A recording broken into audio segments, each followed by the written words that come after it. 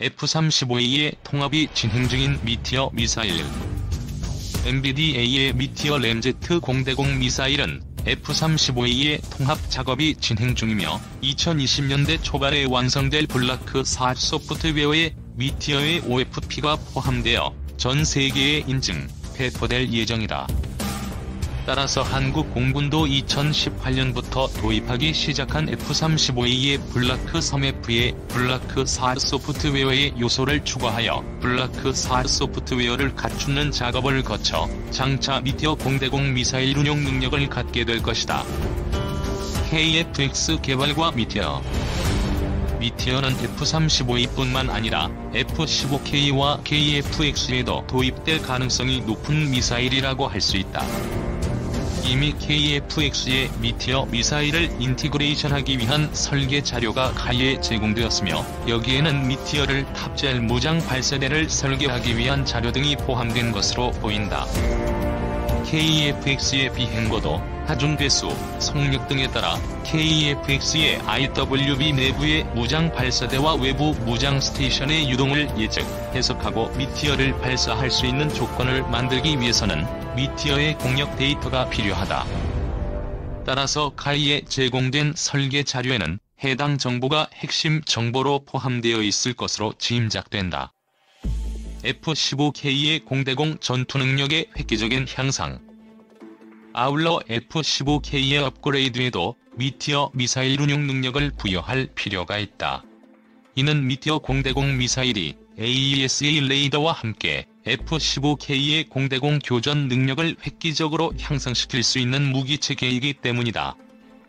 실제로 F-15K 업그레이드와 관련하여 보잉의 F-15 프로그램 담당자들도 모두 이구동성으로 F-15K 업그레이드에 반드시 포함시켜야 할 무장으로 미티어 공대공 미사일을 언급하였다. AESA 레이더를 탑재한 플랫폼의 장점 중 하나는 레이더의 동시 스캔 최적이 크고 큰 스캔 최적 내에서 효과적으로 표적을 추적할 수 있다는 점이다. 특히 F-15E 개량형에 통합되는 AN/APG-82 레이더는 탐지거리가 길고 다중 채널 위상 변조를 이용하여 스캔 공간 전체를 타임 로스 없이 스캔할 수 있기 때문에 이를 탑재한 F-15들이 편대 구성원들의 공간을 크게 이격하여 작전을 하게 되면 편대 구성원 간격 이격으로 인한 사각이 거의 없이 방대한 공간을 커버할 수 있게 되어 적대 전술기가 이를 회피하기 어려워진다. 표적이 되는 적대 항공기는 이를 빠져나가기 위한 빔기동을 시도할 수 있으나 AESA 레이더는 중간 PRF의 신호를 사용하여 교차각이 90도에 가까운 표적의 낮은 상대 속력에도 표적을 추적할 수 있도록 속력 민감성을 확보하면서 그와 동시에 HPRF 신호 사용 모드의 좁은 빔폭을 구현하도록 하는 추적 모드를 보유하고 있기 때문에 빔기동을 시도하는 표적도 탐지, 추적할 수 있다. 문제는 기존의 로켓 모터만을 이용하는 공대공 미사일이 이러한 상황에서 AESA 레이더의 성능을 따라가지 못한다는 것이다. 현재 한국 공군 주력 공대공 미사일인 AIM-120 암람은 초기 부스터 단계에서 고체 연료 로켓 모터로 가속하여 마하 4.0의 속력에 도달한 후에는 자체적인 추진력 없이 관성으로 비행하기 때문에 이와 같은 상황에서 표적 추적과 명중에 제한이 많다. 교차각이 90도 혹은 그에 가까운 교차각으로 이탈하는 표적을 향해 추적 비행을 하게 되면 높은 선회율을 필요로 하기 때문에 높은 하중배수로 선회해야 한다. 미사일이 마하 4까지 가속되었기 때문에 높은 선회율을 확보하려면 하중배수도 매우 높아야 하기 때문이다. 높은 하중배수로 선회를 하기 때문에 미사일의 공력 핀에서 높은 양력과 함께 항력도 크게 발생하는 반면 미사일의 로켓 모터는 고체 연료를 모두 소모하여 작동이 중단되었기 때문에 추진력은 전혀 없는 상태가 되어 결국 미사일은 에너지를 크게 잃게 된다.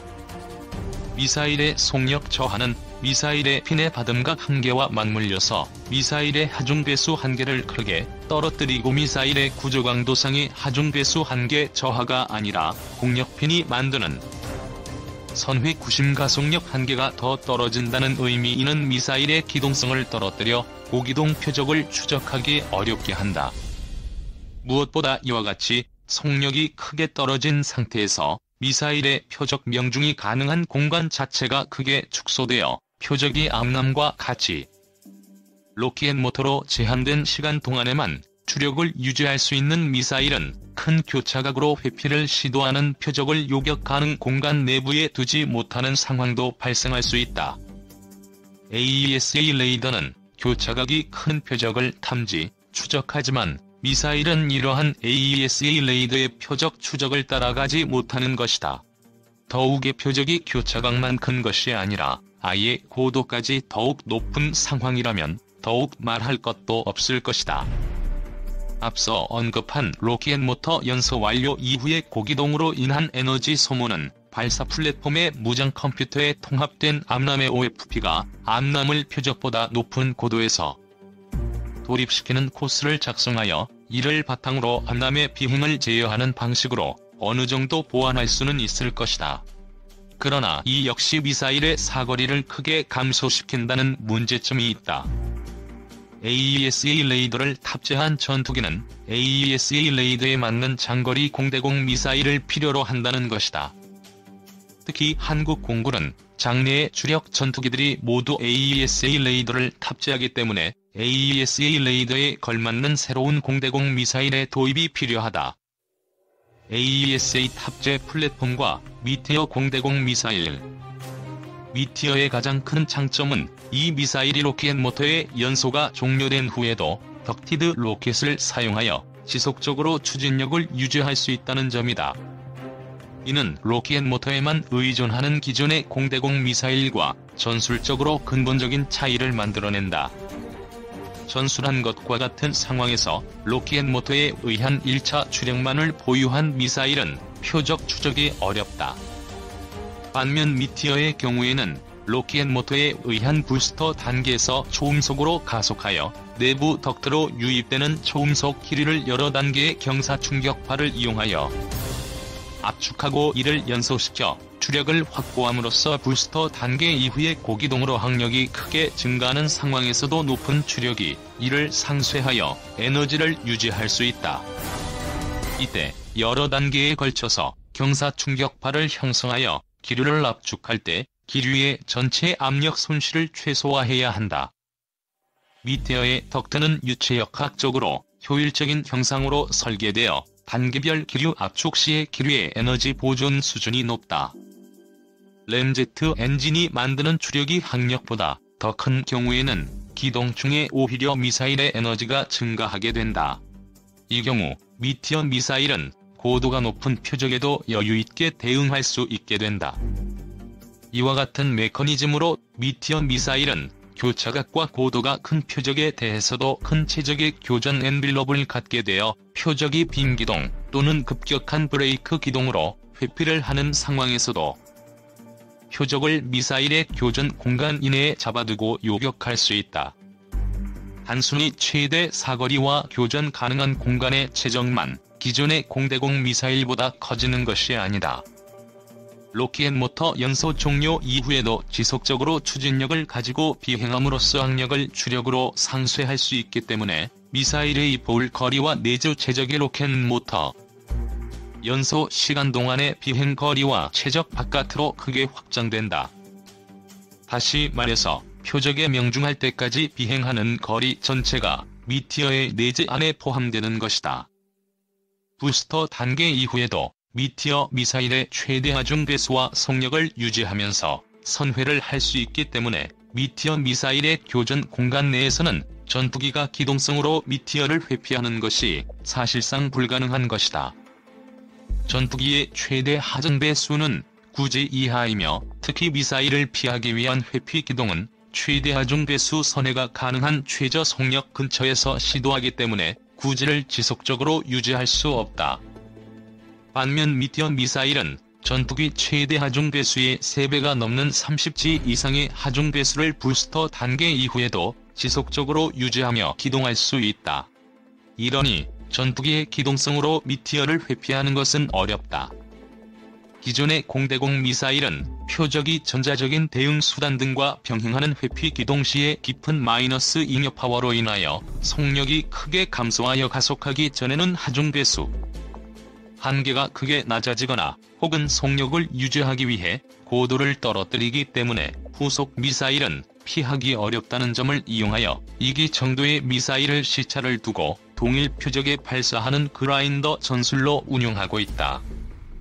이와 대조적으로 램제트 엔진이 도입된 미티어 공대공 미사일은 이 볼이 대폭 확대되어 부스터 단계 이후의 비행 거리까지 내재 안에 들어가기 때문에 표적이 미티어를 회피하는 것이 어렵다는 점에 근거하여 표적의 종류와 숫자, 전술 상황 등이 동일할 때 더욱 적은 수위 미사일로 교전할 수 있다. 즉, 로켓모터에 의존하는 기존의 공대공 미사일보다 더욱 효율적인 무기체계이다. 네트워크 중심 작전과 미티어 미사일. 미티어의 OFP에 포함된 미티어 미사일의 효율적인 비행저 알고리즘과 양방향 데이터 링크는 지금까지 기술한 미티어 미사일의 특장점을 극대화하는 요소들이다. 램제트 추진 공대공 미사일의 장점은 덕트의 흡입구로 유입되는 기류의 속력과 요량이 안정적으로 유지된다는 전제하에 가능한 것이다. 이를 위해 미티어의 비행저 알고리즘은 비행 중인 미티어 미사일의 데이터 링크로 실시간으로 전송받은 미티어의 좌표와 고도, 속도, 헤딩, 하중배수 등의 데이터와 전투기의 레이더로 추적하는 표적 데이터를 통합하여 미티어 미사일이 표적으로 진입할 수 있는 최적의 비행저 자료를 산출하여 지령유도 데이터 링크로 미티어에 산출한다. 이때 미티어가 안정적으로 초음속 기류를 흡입할 수 있으며 덕티드 엔진 작동이 안정적으로 이루어지는 속력을 유지할 수 있도록 비행저 자료를 산출하게 된다. 이와 같은 미티어 미사일의 양방향 데이터 링크는 전투기에서 미사일로 일방적인 데이터 링크만 가능한 공대공 미사일보다 더욱 효율적인 비행저 데이터 산출이 이루어진다. 미사일의 비행 정보와 표적 정보를 동시에 실시간으로 획득하여 통합할 수 있기 때문이다. 그리고 기존의 일방향 지령유도 데이터 링크는 미사일의 발사 시점부터 경과 시간만으로 미사일의 RF 시커, 활성화 시점을 판단하지만 미티어 공대공 미사일의 양방향 데이터 링크는 미사일이 RF 시커, 활성화 시점의 직접 데이터 링크로 종말 유도 단계 돌입을 전투기에 알리기 때문에 발사 플랫폼의 조종사가 미티어 미사일의 능동 시커, 개방 시점을 정확하게 파악할 수 있다. 미티어의 양방향 데이터 링크는 특히 F-35와 인터페이스가 이루어질 때 그 빛을 발한다. 이는 F-35가 네트워크를 통해 유통, 공유하는 데이터의 화력 통제 데이터까지 포함되기 때문이다. F-35의 광대역 위상 배열 데이터 링크의 가용 대역에는 X밴드뿐만 아니라 Q밴드, K밴드, 카밴드까지 포함되어 있다. 따라서 다수의 F-35가 동일한 표적을 추적하면서 획득한 정보를 화력 통제가 가능한 품질을 유지하면서 융합하여 단일 항공기가 추적하며 획득한 데이터보다 더욱 신뢰성이 높은 데이터를 산출하게 된다. 이를 미티어 미사일의 데이터 링크로부터 전송받은 미티어의 비행 정보와 통합함으로써 미티어의 비행저 데이터를 산출할 때 더욱 품질이 우수한 데이터를 산출하여 미티어 전용 데이터 링크로 미티어 미사일에 전송하는 것이다. 미티어 미사일의 종말유도 RF 시커는 12GHz에서 18GHz의 주파수를 사용하며 이는 Q밴드에 해당된다. 미티어의 RF 시커는 모노펄스 송출 신호 지향 방위를 신속하게 이동시킬 수 있도록 설계되어 미티어의 종말 유도 신호를 레이더 수신 경보기로 탐지하고 회피를 시도하는 고기동 표적에 대한 추적을 끝까지 유지할 수 있다.